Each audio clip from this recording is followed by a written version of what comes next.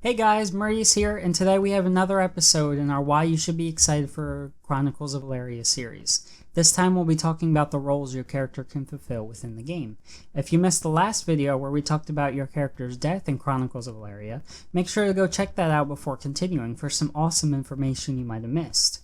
In Chronicles of Elyria, you should know that everything in the world is player created, from the hammer wielded from the blacksmith to the very map you may find yourself using when traveling throughout the world. This is not only very cool, but opens up so many possibilities when it comes to how you play the game. If you're the kind of person that enjoys crafting knickknacks, you can do that. Or maybe your mind is set on finding hidden dungeons around the world. You can also do that. And because of a system called division of labor, not only can you do those things, but if you wish it, that's all you have to do, as it allows you, the player, to only play in the areas of the game that you yourself enjoy. To better explain this, I'll read a passage from the Develop Design Diary where it states, different skills sets require different tools and equipment. For example, blacksmiths need access to a forge and appropriate tools for working with metal, clothing that won't catch on fire, and gloves that prevent them from burning themselves, and a place to store materials before production. In contrast, merchants and miners will often need reliable transportation capable of carrying a lot of cargo or heavy loads. At the same time, travel by wagon is slow and incapable for maneuvering into narrow places amongst trees and brambles. Finally, while blacksmiths, miners, and merchants all have skills in their specific trades, none of them will have need to be an expert swordsman. These observations led us to the discovery that we really only have 4 roles in COE, which we will call character roles. Character roles are divided up into 4 categories: producer, supplier, explorer, and champion. Now I'm going to explain each of those categories in a second, but I think it's important for you guys to understand that in Chronicles of Elyria, you get to decide what you want to do. Not what your character will main after it's completed its storyline or something, but what you want to do for your entire gameplay experience. Also, an important thing to remember is because of division of labor, odds are no matter what you decide to do in game, you'll always have the opportunity to feel important. Because everything in the world is player created, players around you will always need help from other players or you. Whether you are a guard that can provide protection, or a farmer that ends up supplying the village with food, unlike a lot of MMORPGs, you can become important doing whatever it is you want to do. Which kind of brings us to our next point. Because each and every one of us in COE are eventually going to die, having a character that may be the jack of all trades actually may be a hindrance to your gameplay.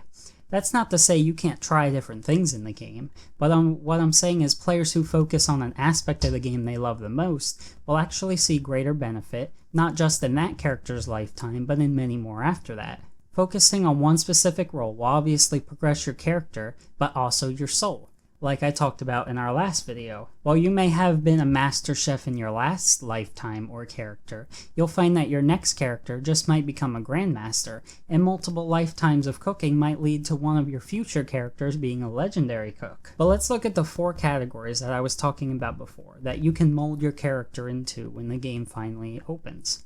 Reading the developer diary once again, 4 categories. Producers. The producers are the crafters of the world. They're blacksmiths, bakers, alchemists, and tailors. In general, producers stay within the safety of a town and rely on suppliers to go outside and fetch the things they need. When they're not crafting, they're selling goods in their storefront or auction. Then we have suppliers. Suppliers, which are further divided into gatherers and merchants, are those responsible for getting necessary resources to producers. Between the two of suppliers and gatherers are the miners, lumberjacks, and farmers, and tend to gather the more mundane resources. Meanwhile, merchants travel long distances in order to requisition the more extraordinary or rare materials. In other cases, it's not uncommon for both merchants and gatherers to use large wagons and keep bodyguards around. And then we have explorers. Explorers are those who specialize in survival skills, allowing them to be out of town for long periods of time, roaming the Badlands, braving forests, and warding through swamps. They're the treasure hunters of the world. Whether it's an untapped mine or an unspoiled tomb or a magical tree in the middle of an enchanted forest, explorers make their living by knowing what's where and charting the safest way to get there. Champions are bodyguards. sellsword soldiers, and dungeon divers of the world. When explorers discover uncharted new territories, it's the champion who proceeds forward and gives the all clear.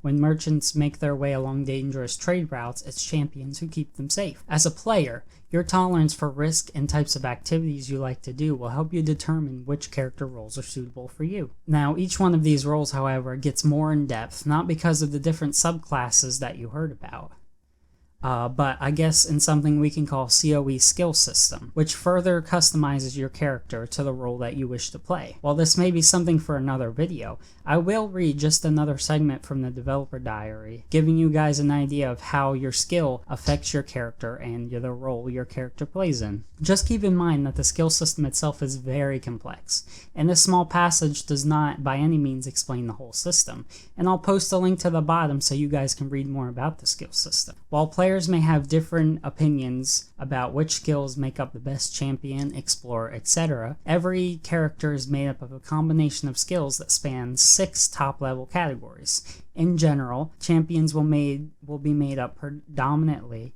of combat skills, explorers of survival skills, suppliers of gathering skills, and producers of crafting skills. However, the flexibility is to customize is what COE is truly about. The remaining 2 skill trees, the Deviant and Bardic, can be combined with any of the other 4 trees in order to create a new character personas. As it stands now, I really have no idea what I want to play. Normally I'd beeline straight for the champion, but with COE being so unique, I'm just not sure. But what about you? What role do you think you'll end up playing? Tell me in the comments below. And don't forget to sign up for the game at chroniclesofelyria.com. And if you're feeling nice enough, possibly using my friend code just found at the bottom of this video. I've been Meridius, and I'll see you next time where we talk about the huge amount of crafting in Chronicles of Elyria.